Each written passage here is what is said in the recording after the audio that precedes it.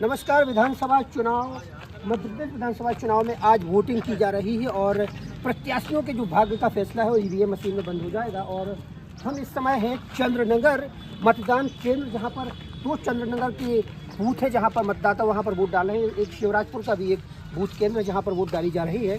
और सभी जानते हैं कि त्रिकोणीय मुकाबला यहाँ पर नज़र आ रहा है और ज़्यादातर चर्चा जो होती है नाती राजा कांग्रेस के और बीजेपी से अरविंद पटेल। इसके अलावा घासीराम पटेल जो है वो बहुजन समाज पार्टी से यहाँ पर मैदान में है। और हम कुछ लोगों से यही जानने की कोशिश करते हैं कि आखिर यहाँ का जो माहौल रहा कैसा रहा, शांतिपूर्ण मतदान हुआ, किसी प्रकार की कोई हालांकि रंजिश की और शोर शराबे की लड़ाई झगड़े की कोई खबर नहीं आई। एकदम शांतिपूर्ण तरीके से चंद्रनगर में मतदान चल रहा है।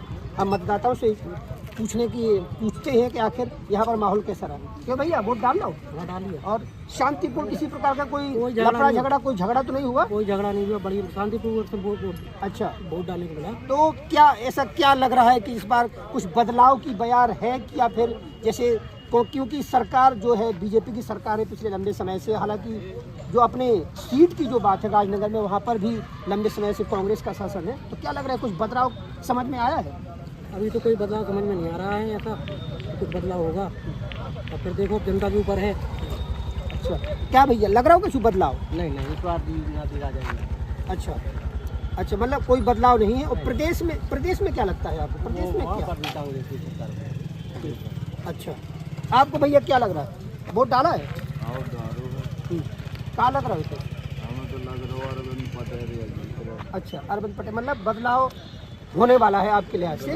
मध्य प्रदेश में अगर सरकार की बात करें तो क्या लग रहा है, बीजेपी दोबारा से आ सकती है सत्ता में? बीजेपी ही आएगी।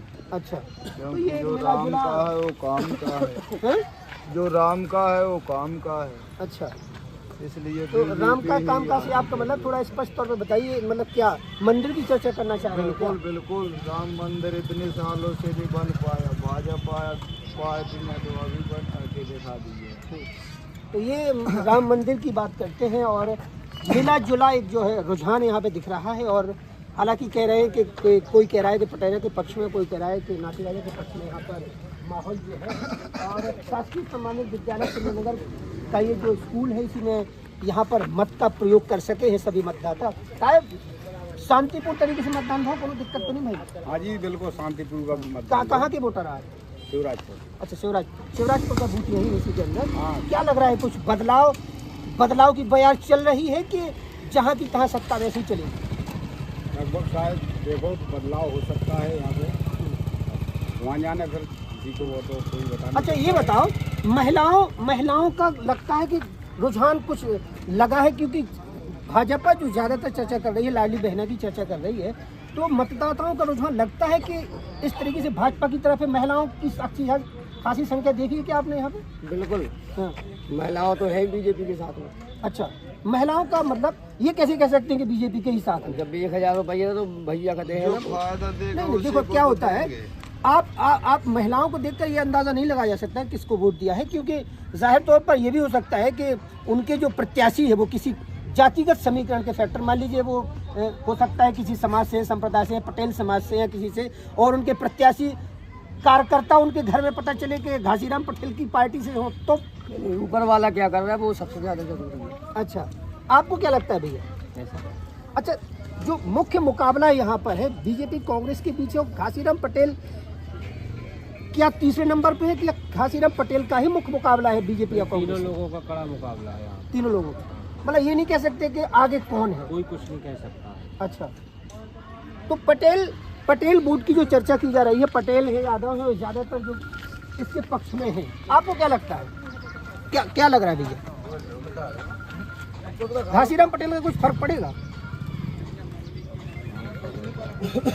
आप बताओ भैया। तो है पहले तो है ही, पटेल समाज हमारे यहाँ पर जाओ फिलहाल। एक चर्चाएं चल रही थी कि ये जो क्षेत्र है यहाँ पर मिला जुला रुख होता है, लेकिन कमज़ोर यहाँ पर पूरा, मुझे लगता है पहले के जो समीकरण है, पहले के जो रिजल्ट है उसमें बीजेपी कहीं ना कहीं कमज़ोर रही है, कांग्रेस अच्छी स्थिति में रही। इस बार क्या लग रहा है? इस बार भी कांग्रेस आई। अच्छा, कांग्रेस मजबूत स्थिति में। आप केवल चंद्रनगर की बात कर रहे हैं कि धमना, मसाटा, टोरिया, शिवपुरा, ये जो भियाताल, तमाम कम से कम 8 से 10 गाँव है इधर, पूरे का माहौल क्या लग रहा है? मैं राजगढ़, चंदनगर, पाटन, बारपुरा, रनुआ, धमना, सूरजपुरा, इन सभी की बात कर रहा हूँ। यहाँ पर अकोना, करिए बीजे सभी लाली राजा को चाहते हैं। और ये इसका असर नहीं है क्या लाली बहना का? ना, उससे कोई फर्क नहीं पड़ता है। और ये रोड सड़कें विकास की बातें करती है, भाजपा हमने ये किया, हमने वो किया, ऐसा कुछ नहीं है। उसका कोई काम नहीं है। तो पाड़ ही पाड़ है आप लोगों ने वोट डाला है? सर, विधायक डाला है तो क्या लगता है बदलाव होने वाला है? राजनगर में बदलाव होने वाला है या प्रदेश में बदलाव होने वाला है? हर जगह राजनगर में नहीं, राजनगर में बदलाव नहीं, राजनगर में तो कांग्रेस ही है। अच्छा, प्रदेश में बदलाव प्रदेश है। में बदलाव अच्छा, होना भी चाहिए। चलो हमारे साथ कुछ और लोग मौजूद हैं और धीरज धरो। ये हमारे साथ एक और मतदाता है और जागरूक मतदाता है, उनसे बात करेंगे। क्या लग रहा है? डर क्या है, एक तो कांग्रेस के विधायक है और कांग्रेस के विधायक ही रहेंगे, ठीक है। हमारे ब्लॉक में कम से कम 63 पोलिंग है, और इस बात की हम गारंटी दे रहे हैं 63 पोलिंग में 63 पोलिंग ही कांग्रेस जीतेगी। अच्छा, हाँ, ये दावा एक कैसे कर सकते हैं? बीजेपी एक पोलिंग नहीं जीत पाएगी, ये बिल्कुल चैलेंज है। अच्छा, ये उनका खुला चैलेंज है कि यहाँ पर चैलेंज का मतलब ये नहीं कि वो चुनावी मैदान में हो, किसी से चुनाव लड़ रहे हैं या प्रत्याशी हैं, वो केवल एक उनका भरोसा है, एक उनका आत्मविश्वास झलक रहा है। वो कह रहे हैं कि हर पोलिंग पर 63-68 पोलिंग की शायद बात की उन्होंने, उसमें भाजपा हार सकती है और कांग्रेस की जीत हो सकती है। तो ऐसी क्या वजह है कि इन्होंने कहा कि कांग्रेस इतने बड़े पैमाने पे यहाँ जीतेगी? क्या वजह है? भैया आप नो मोह हैं, क्या जो कुछ कह लो। अच्छा, आपको क्या लगता है? आप बताओ, अपना मत व्यक्त करिए। हमारा मत ये है, हमारे अनुमान से मुकाबला त्रिकोणीय है। त्रिकोणीय है। घासीराम ये कह ये रहे हैं चैलेंज है कि 263 में एक पोलिंग नहीं जीत सकता। क्या ये संभव? हमने 63 बोला, 263 नहीं बोला है। क्या ये संभव है? नहीं, ये संभव नहीं है। आप 63 की बात की, आप 63 कर रहे हैं, क्या ये संभव है? नहीं, असंभव है, असंभव। और फिर ईश्वर का आहार अहंकार है। आप अपना व्यक्त मैं बता करिए। रहा हूँ, ईश्वर का आहार अहंकार है, अहंकारियों की हार होगी। आपकी एक बात मुझे सही लगी कि त्रिकोणीय मुकाबला है। हालांकि स्पष्ट तौर पर कोई नहीं कह सकता है कि यहाँ पर कौन जीत रहा है, कौन हार रहा है, लेकिन वास्तव में देखा जाए तो बहुजन समाज पार्टी के घासीराम पटेल और बीजेपी की कांग्रेस कहीं न कहीं त्रिकोणीय मुकाबला है। अब ये तो कह ही नहीं सकते कि कौन आगे। मुकाबला त्रिकोणीय है, कांग्रेस चौथी और तीसरे नंबर की लड़ाई लड़ रही है। मुकाबला बीएसपी और बीजेपी में है। बीजेपी 15 से 20 हजार वोटों से जीत रही है। अब कांग्रेस को जैसे करना है कि तीसरे पे रहेगी कि चौथे पे जाएगी। अच्छा, आप ये हमारे स्टाम्प पे लाओ, 10 पर करके लिखा जा रहा है। तो ये बदलाव की वजह से है या अभी जो ज्यादातर चर्चा अहंकार कांग्रेस का अहंकार? कांग्रेस कार्यकर्ताओं का अहंकार। अच्छा, और ईश्वर के भोजन अहंकार होते हैं। और महिलाओं की जो बात की, लाडली बहना, अभी एक भाई कह महिला- रहे हैं कि कोई फर्क नहीं पड़ रहा है महिलाओं। देखो ये हम संपन्न हैं, अगर हम तो उसके पात्र नहीं हैं और मान लो पात्र हमको मिल रहा होता, हमको कोई फर्क नहीं पड़ता है। लेकिन जो गरीब है, जो दाने दाने को मोहताज है, उस महिला के लिए 1250 रुपये महीना क्या मायने रखते हैं। आप भी गरीब तबका से जुड़ी हुई हैं, जिसके लिए 500 रुपये में जो अपनी साड़ी नहीं ले पाती है साल में एक जोड़ी, उस गरीब परिवार जाओ जो जिनके यहाँ लेंटर नहीं है, जो झुग्गी में रह रहे हैं, उनके लिए 1250 रुपये वरदान है।